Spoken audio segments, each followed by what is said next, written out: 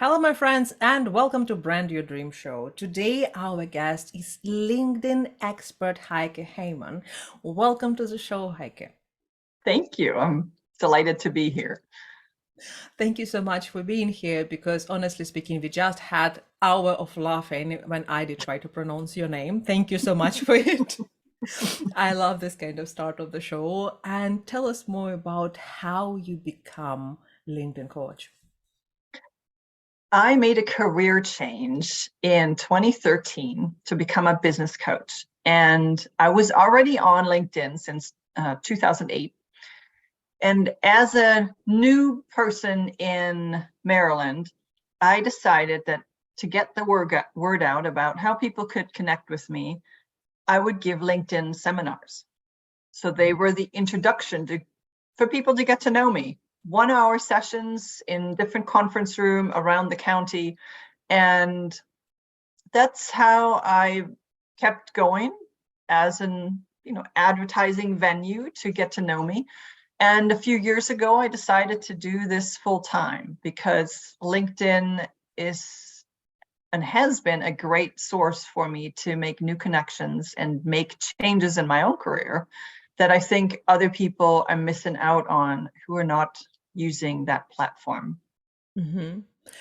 I personally didn't use LinkedIn for a very long time. I registered there in 2009 or something like that.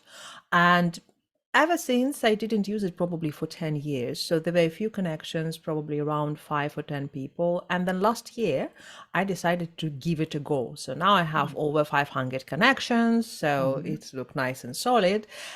And I want to ask you, the visibility on LinkedIn is really different than visibility on different social platforms. Say Facebook, you speak about family, Instagram is all visual, YouTube is obviously all about videos, as well as TikTok and other platforms have their own specialty.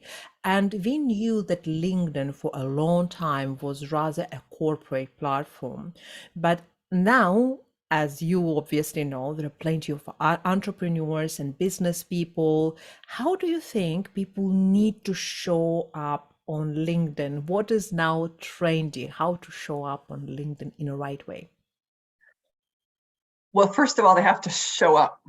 A lot of people create a profile on LinkedIn at varying levels of filling the profile out, but they don't then show up again. And like any other social media platform, LinkedIn rewards you for being there, for interacting, for posting.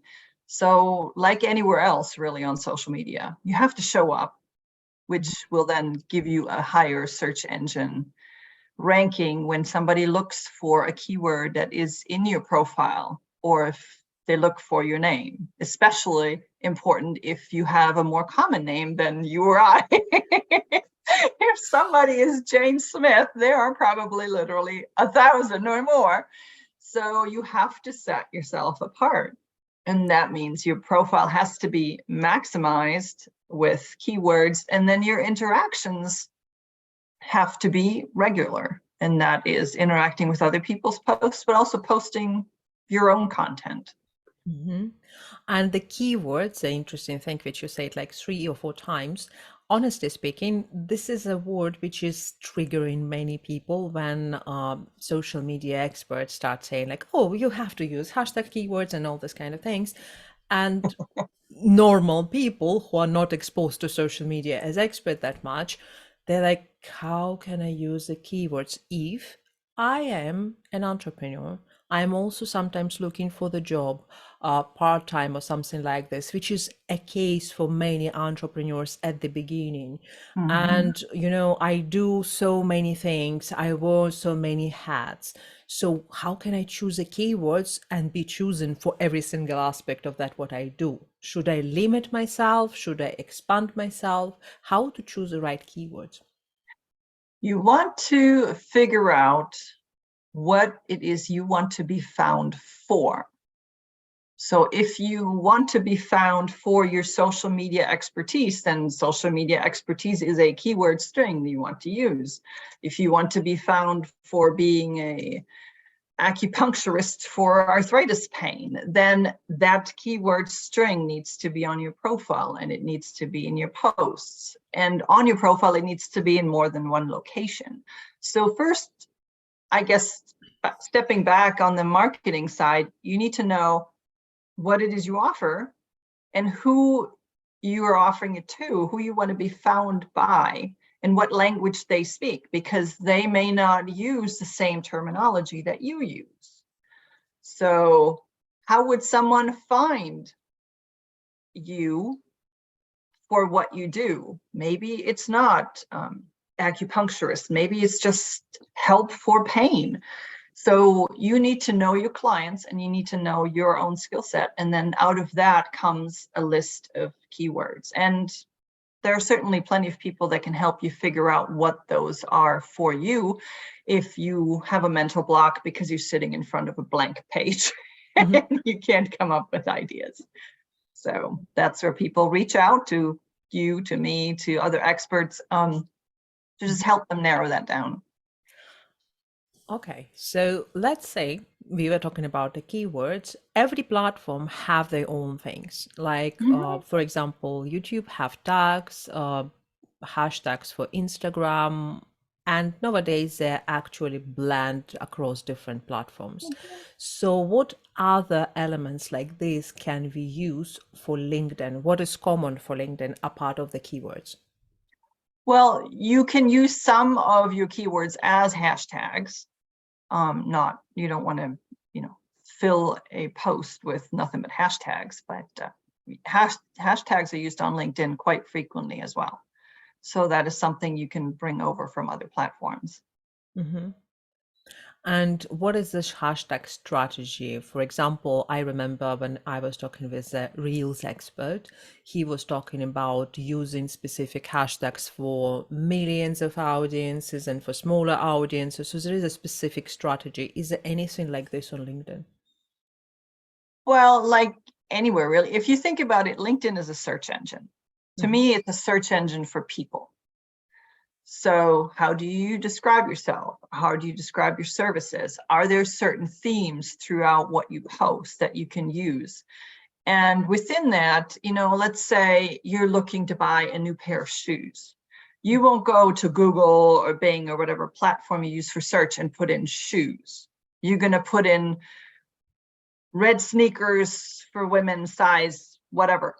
So you need to be specific, and that's where hashtags come in. You don't want to put a hashtag out and say insurance.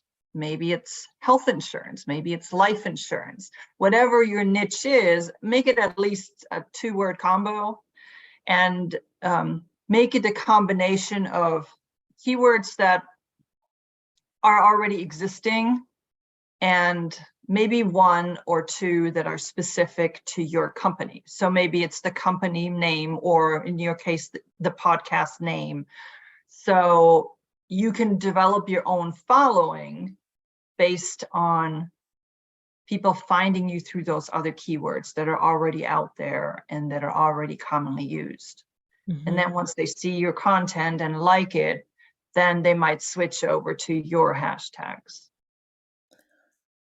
The interesting question about the profile, which I know is the biggest thing on LinkedIn, many people struggle by filling this kind of long stories and stuff like this. What is the most important part of, or parts of LinkedIn profiles which must be there?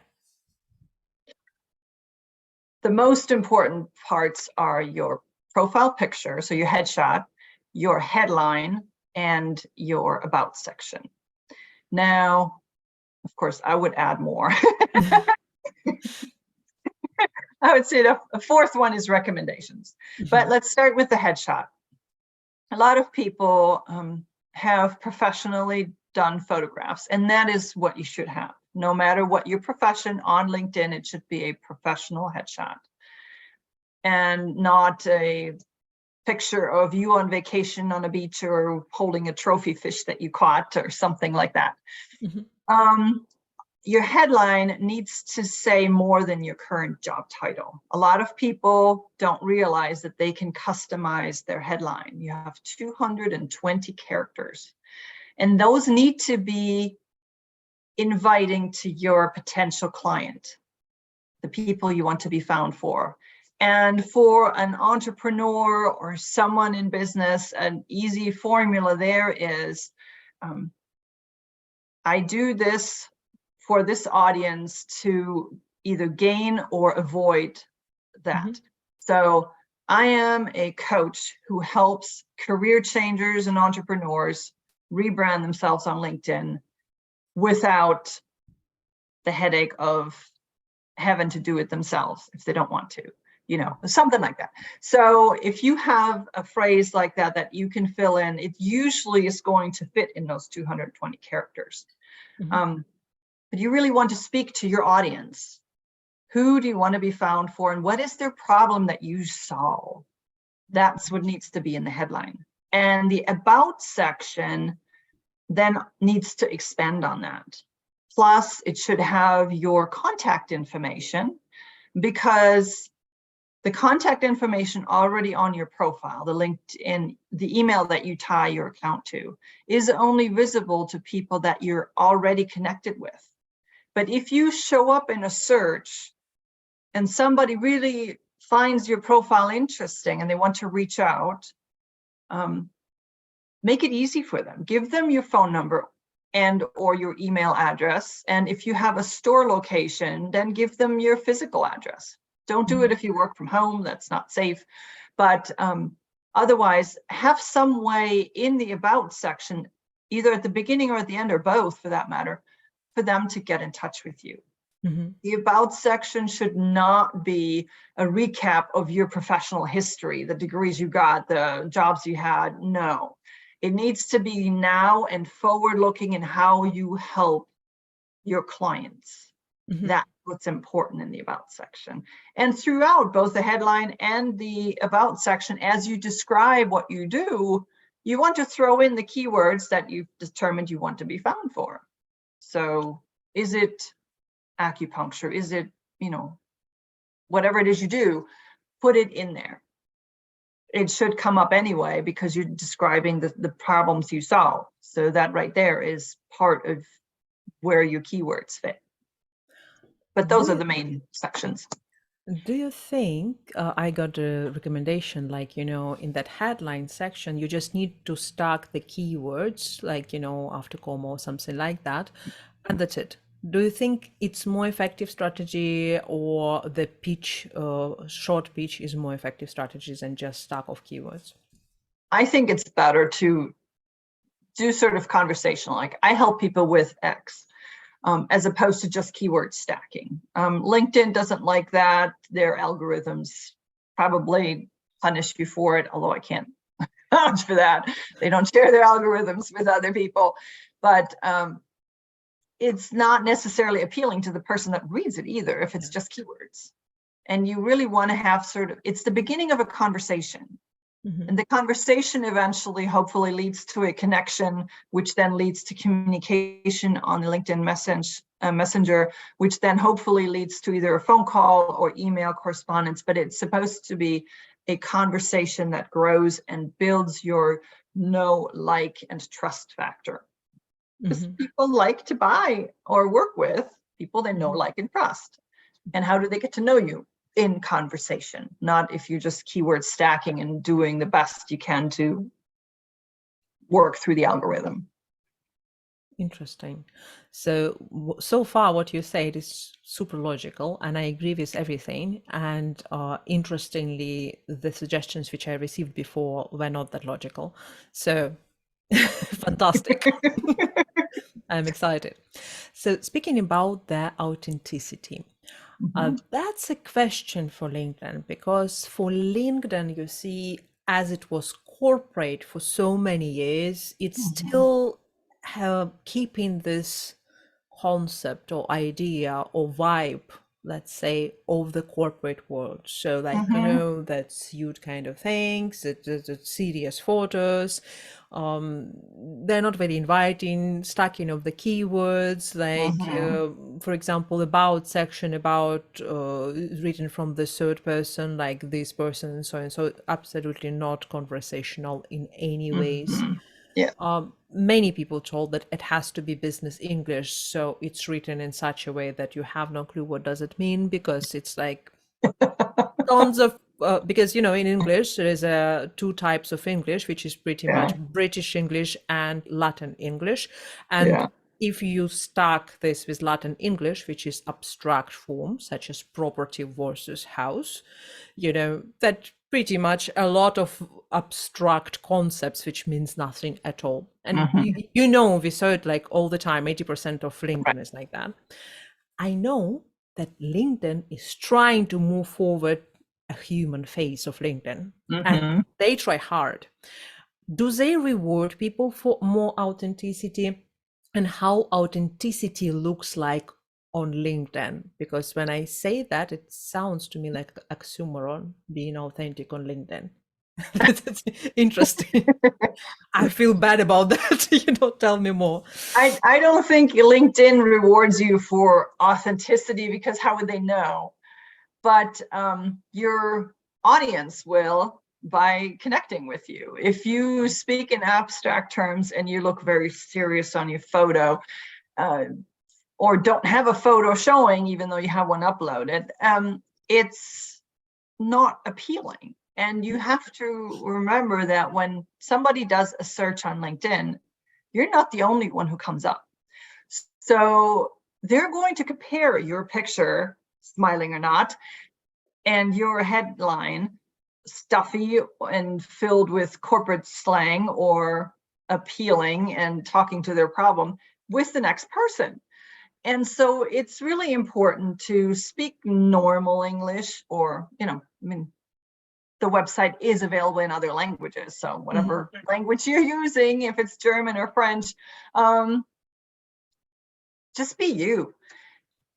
You should look professional in your photo, and you should make a professional impression. To me, it's like going to let's say a networking event, not just your peers, but people that are a step ahead of you.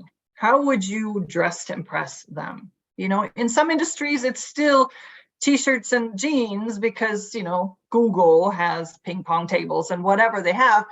But for most people in business, that doesn't apply. However, people are making more and more posts that are much more relaxed, that are much more personal. They share their own personal struggles. I recently read about someone who was hurt in a hit and run car accident, and it took a while to recover. And so there was a picture of her in a hospital bed. So people definitely have opened up more. Are there still some people that don't want to see those kinds of posts? Yes, sure. But people now talk about politics there, which granted I would not recommend. But you can talk about a lot of different topics. It's how you do it. As long as you're not aggressive and yelling at people in writing, or being mean-spirited, I think it's fine. People have relaxed the rules a lot on LinkedIn, so it's much more friendly than people think it is. What content is the most popular on LinkedIn? I heard that it's like carousels, which are created from PDFs. I know that they're going to introduce a new carousel form of post, which is not yet introduced in many other countries. So it's probably there in the US, it's not here in the UK yet. So what posts are more popular? What posts are worth to invest in nowadays? LinkedIn's trying to catch up with some of the other platforms in terms of video.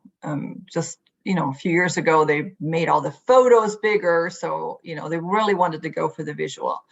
But video is definitely good. They introduced something called polls that you can do. There's a division of preferences. Some people really love polls because LinkedIn shows polls more often, apparently. And other people I've heard say, if you do a poll, I will disconnect from you. So it's, people do different things on LinkedIn, and your following is going to change based on what you post, just like anywhere else. So it goes back to, are you clear on who you want to talk to, who you want to be found by, and for what reason? And then match your messaging and mix it up. Mix up text posts with text with photo, mix it up with a video here and there. Just make sure you show up in the first place and that your profile is properly laid out so people can find you. As LinkedIn is a search engine, that means you have to have words and not just your current and past job titles and employers. That's simply not enough. Would you recommend the strategy of the commenting? Because there is a strategy to work, which is working on Facebook and Instagram and YouTube, when you actually dive into comments of the potential prospects and you start this communication and things like that.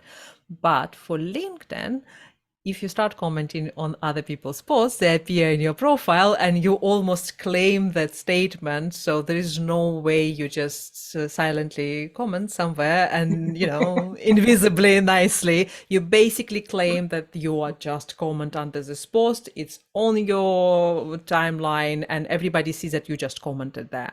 So it's slightly alerting for me. I feel uncomfortable sometimes because I would like to comment on somebody's post, but if it is all the time on my profile, maybe it's my competitor. Maybe I don't want people to know that I download the thing. So, there are many times when you just want to comment, but still be not that visible for everybody else, only for that person who posted.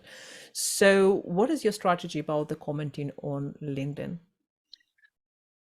I would say if you don't want your comment to be seen, try to connect with the person and then message them privately.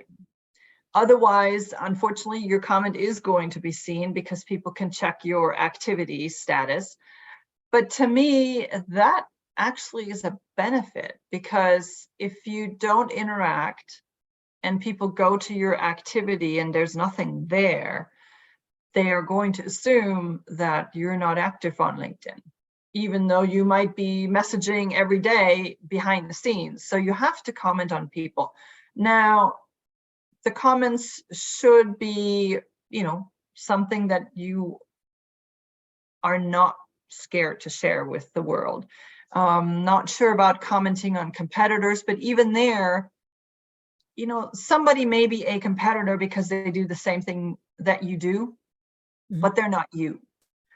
People want to know, like, and trust you. And just because someone is an expert on something doesn't mean that all applies. So they could be a LinkedIn expert, in my case, but really don't like me as a person or don't like the other person as a person, regardless of the expertise. So they're going to be drawn to one or the other in terms of who they want to work with, who they want to connect with. So I don't think it's a problem to comment even on a competitor's post, as long as you don't comment to say, blatantly, you should work with me, that kind of thing. So don't try to poach someone, but you can certainly have a conversation in the comments.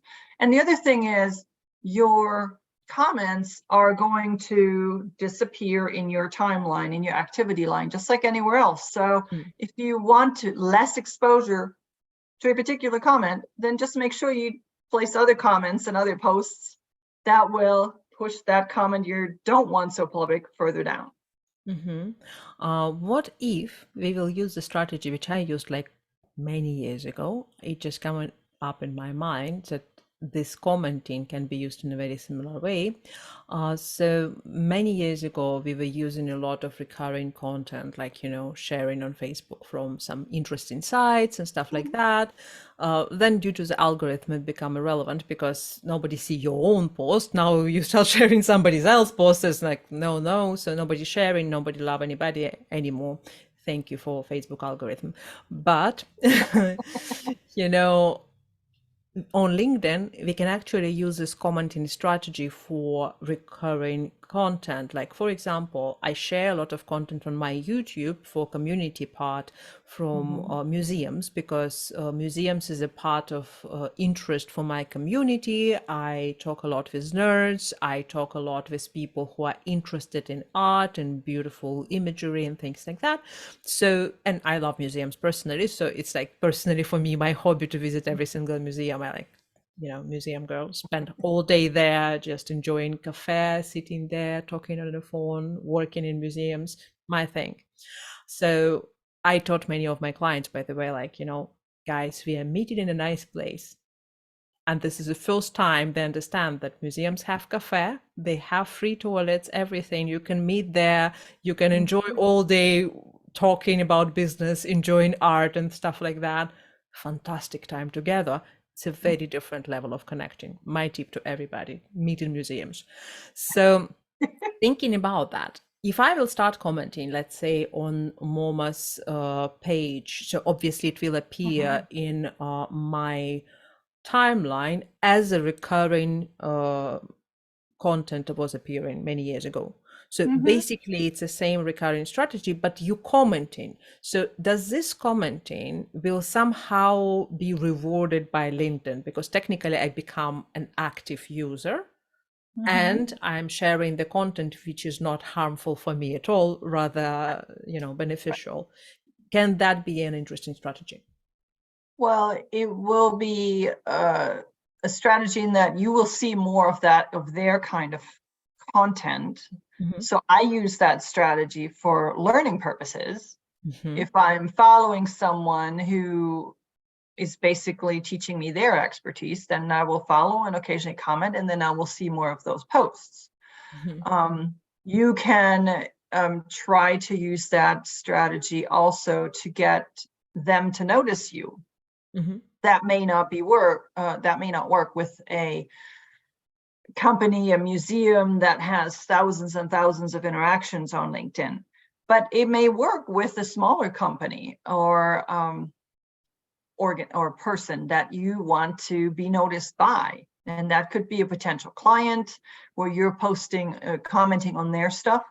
It could be somebody you're trying to help out. Let's say there's a small museum is struggling for visitors, and you're sharing their special exhibit information with your community. Then maybe the person posting on behalf of that museum will start paying attention to you and comment back on your posts, and thereby sharing it with their network. So you can try to use this strategy to learn, to get exposure to people that otherwise might not notice you, but also to be helpful. I mean, one of the hashtags I use ever so often is pay it forward. You may not have received a benefit yet from a organization or person, but you can certainly help them out. The way I do that, since LinkedIn is used a lot for finding new career opportunities, I share other people's job postings. I'm not in the process of hiring, but I am certain that there are people in my network that are looking for a job. So they might not see that because they're not connected with the person, but if I share it, then they can see the job opportunities. So I'm helping someone else. And that then also reflects on what kind of person you are. Are you helpful in terms of sharing the museum's information, or what is your personal interest? That goes to the do people get to know you factor.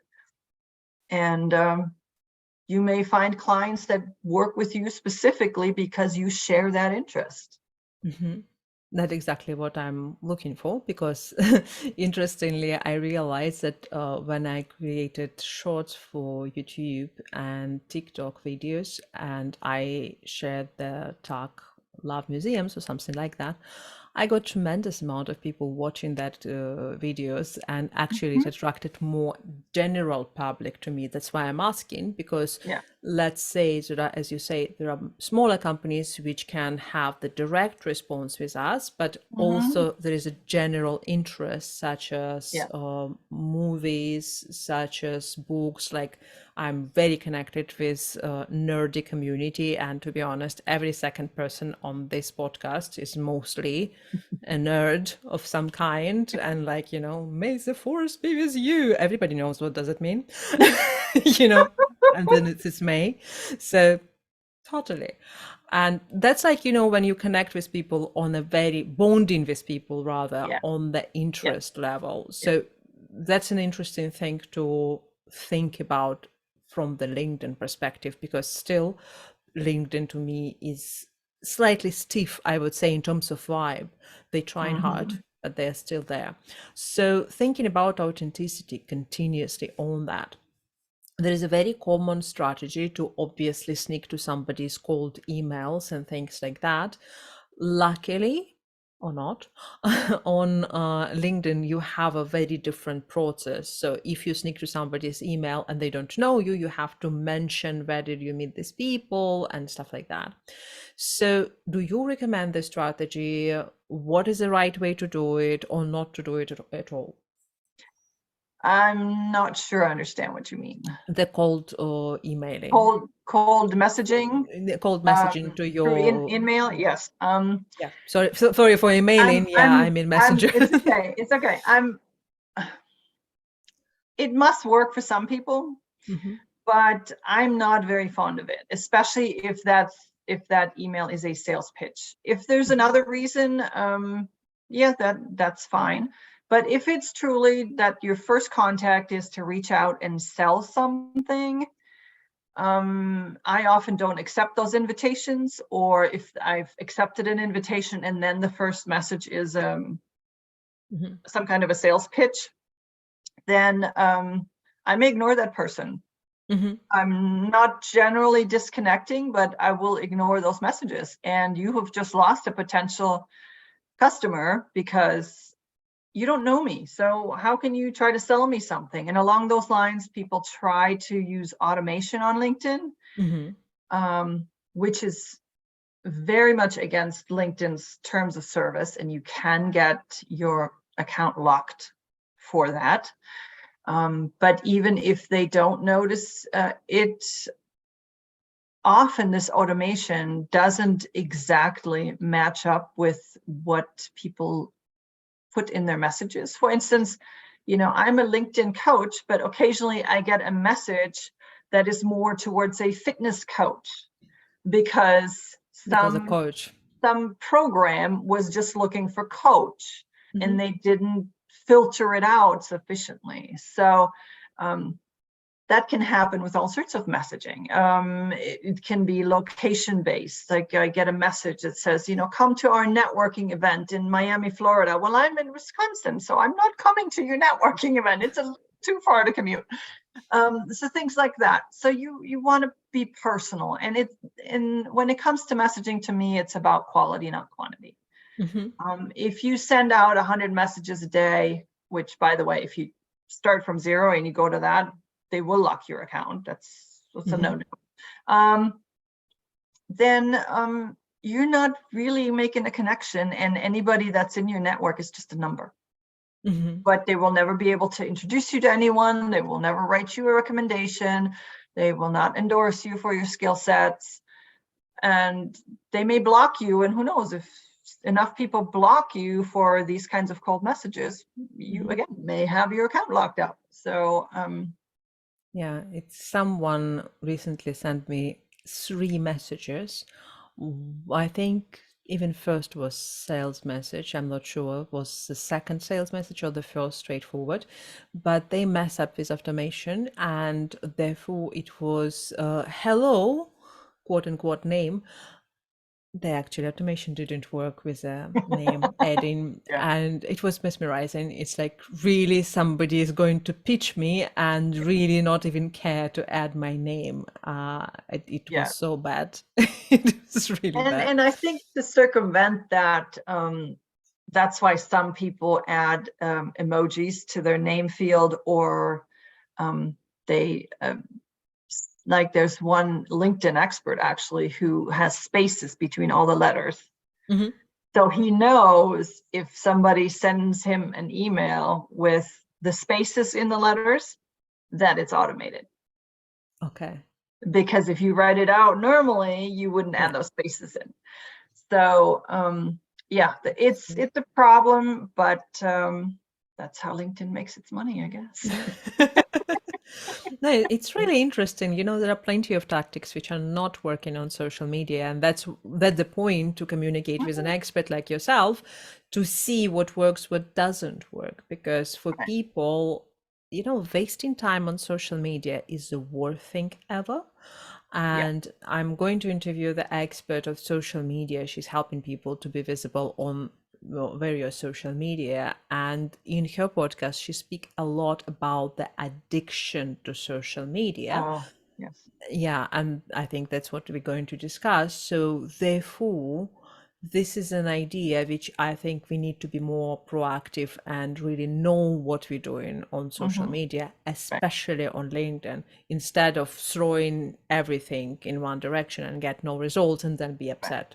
Right? Yes, absolutely. Yeah. It's anywhere you go on social media, it's about focus. Who are you? Who do you want to work with? How can they find you? And, you know, how do you solve their problems? So what are your best 3 tips for LinkedIn? So number 1, have a professional photo and keep it up to date. If it's from 15 years ago, you need a new one, no matter how good the old one was. Customize your headline to really speak to your audience. It should not be a headline that says CPA, and that's it, because that's your title currently and your role, or, you know, realtor. Tell people how you help them, what your specialty is, how you get rid of their problem. And then, you know, obviously the about section, it really needs to work in your favor. It needs to talk to your audience. And I'm going to put in number 4, you need recommendations in order for LinkedIn to consider your profile complete. There are a number of fields you have to fill out, and you need to have at least received 3 recommendations. And that's actually something that I look at when I get an invitation from someone, is, do they have recommendations? Because if they don't, I will take an extra look at their profile to see if it's a fake. There are plenty of fake profiles out there. And the recommendations, the level of recommendations, that's really an indicator of this person being not general, of being credible and trustworthy. And so recommendations are important. And if you don't have any yet, start giving recommendations. That's, you know, one way of connecting with other people. And if you give a lot of recommendations and people don't put them on their profile, that should tell you something about your relationship with them. Interesting. I have a question about that to you, because first of all, we had a cybersecurity expert long time ago on the show, and we were talking about the dangerous behavior on social media, what not to share, or how to act when somebody jump in your cold messengers and stuff like that. So here is a question. I just remembered that somebody was messaging me about, like, you know, hey, I'm marketing, but all of them were marketing experts. I'm also marketing expert, so let's connect. And it was very random, one sentence, which was exactly the same. All of the girls were exactly the same, literally pretty blondes, pretty someone. They were like very AI kind of generated type of girls, which are like, you know, incredible beauties with one sentence, which is say, hey, I'm just like you, let's connect. And basically there are 2 questions. The second question I will ask after that. But the first one, you said that you can spot the fake profile.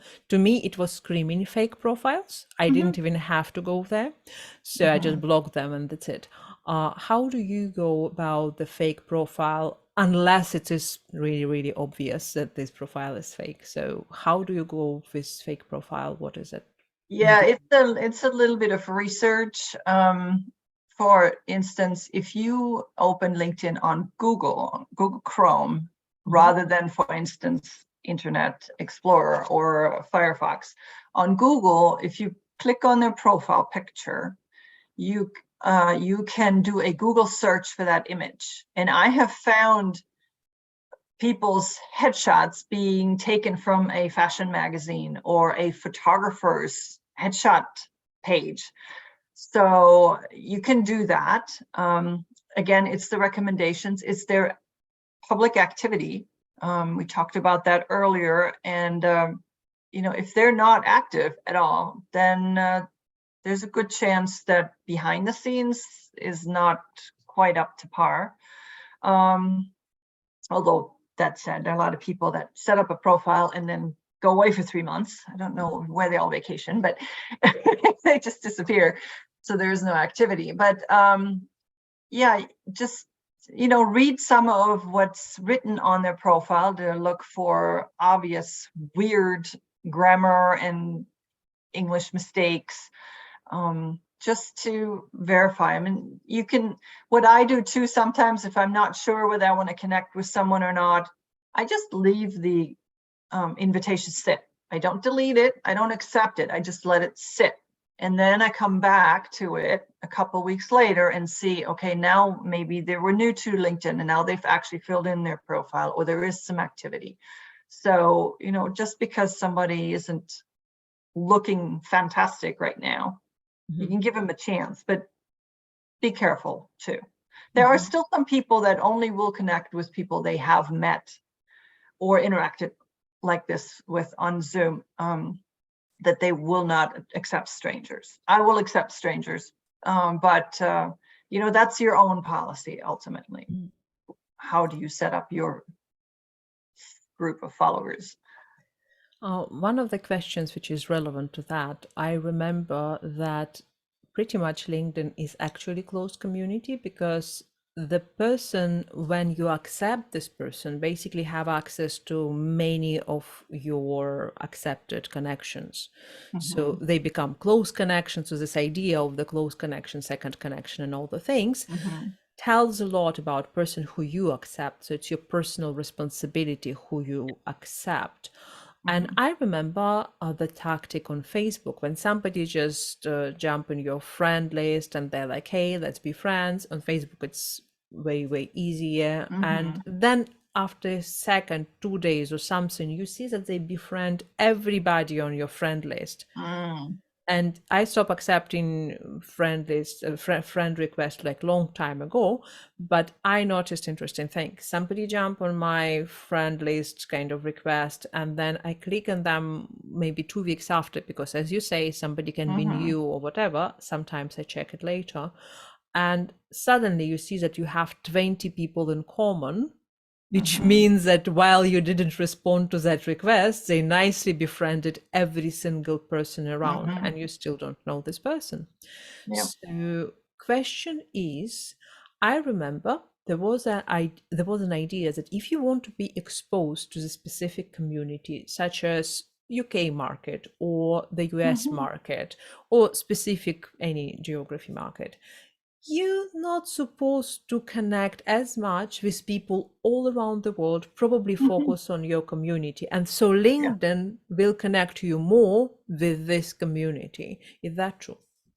Well, they will give you connection suggestions based on who you're already connected with and who you're interacting with in your main page. So yes, they will feed you those kinds of people. That doesn't mean you have to accept there too. I mean, everybody needs to have their own strategy for how to use any particular social media platform, and that includes LinkedIn. So yes, I could do business internationally, but I choose not to accept invitations from just anywhere, because as soon as I do, you're right, LinkedIn will send me more people from that country or from a particular professional background. So yeah, it's a matter of being selective. And if you are, let's say you are in real estate, you're not going to sit in, Wisconsin and sell real estate in California. It's not very likely. You should focus then on people that are not just in the whole state of Wisconsin, but maybe in just a couple of communities. There is plenty of opportunity, even in smaller areas. And LinkedIn will help you by suggesting more local people if that's who you connect with. Absolutely. You want to have your own strategy. If on the other hand, you do business all around the world and that's where you want to go, then you could decide to just reach out to a bunch of people in India and China and wherever, and LinkedIn will feed you more of those. So it's up to the individual person. I think it's also related to the content strategy because my friend is in real estate in Canada, and we were talking a lot about this, that we are not liking that much each other posts because first of all, our industries are not necessarily connected. So Right. it's not like on Facebook, you just support somebody who posts something. It really goes to your feed. And then Yeah. you see more people from that industry, literally, Right. while it's relevant to you. Yes. Is that correct too? Yes. So you can literally design your own feed based on who you interact with, who you connect with, what kind of things you post that other people connect with, and then who you interact with in the comments. So absolutely, you can, just like on Facebook, if you don't get involved in conversations about politics, they will stop showing you stuff about politics. Maybe they just show you stuff about dogs or social media of any kind. So you have some control over your own feed by choosing carefully what you interact with. Is there the limit for how many connections which you have see your content? Because I know that for Facebook, it's around 8% of your friend list who actually see your content. And those are people with who you interact the most. So is that anything like this for Yeah, there's LinkedIn? something similar with LinkedIn. I don't have a figure off the top of my head, but yes, they will show your content to a small group of your connections. And then depending on how much interaction there is, they will then show it to a bigger group and then a bigger group. So for something to go viral, you have to first climb out of those early cycles or circles to really get the exposure. And I think that's probably true across all of the social media networks. Otherwise, if they didn't do that, your feed would go like this and you wouldn't be able to read a thing. That's interesting because I know that for some of my posts where I got like over 2,000 or 3,000 impressions, I think that majority of these posts were quite personal. I never write absolutely personal posts. I usually combine the personal experience with a business insight, so it's relevant. But I know that if I just give a tip or some, smart ideas, whatever, I educate somebody, it's really, that feeling, the idea of the personal side is actually more appreciated by people, and then as a result you have that more virality for that post. Yeah. So in your experience, which posts were more popular for your audience, tips or more personal? That depends. I think you're right with the personnel. That is very popular, and it depends on obviously how well you write also. But if you have something that is strictly professional tips, it can go viral too, depending on the tips and how big your network is and how active your network is. So it's not like you can't get content out there that's just professional or just personal or a mix. You can. It just depends on who happens to see it first and whether they interact with it or not. And then it goes from there. What is the best way to make money out of LinkedIn? Give us all your secrets. Find clients. How? Yeah, I mean, it's the initial interaction. You need to view it as a conversation starter. It starts with the invitation. It shouldn't just be the connect button. Individualize your invitations. When you accept an invitation or when they accept your invitation, reply and see it as a start of a conversation. So thanks for accepting my invitation. I saw this post on your profile. I found it interesting, blah, blah, blah. Make it personal. Eventually, you get down far enough to where you can say, hey, how about a phone call? Or you invite them to an event or something, but be personal, be specific. It's quality and not just quantity. You want the quality connections that then are the ones that will repost your posts, that comment on your posts. But you want to build relationships, because that's really what social media is supposed to be about. It's supposed to be about relationships, not just about dance videos. No. No. I don't dance on video, but I'm an introvert, and so like connections, social connections of any kind is like, I would rather dance on video.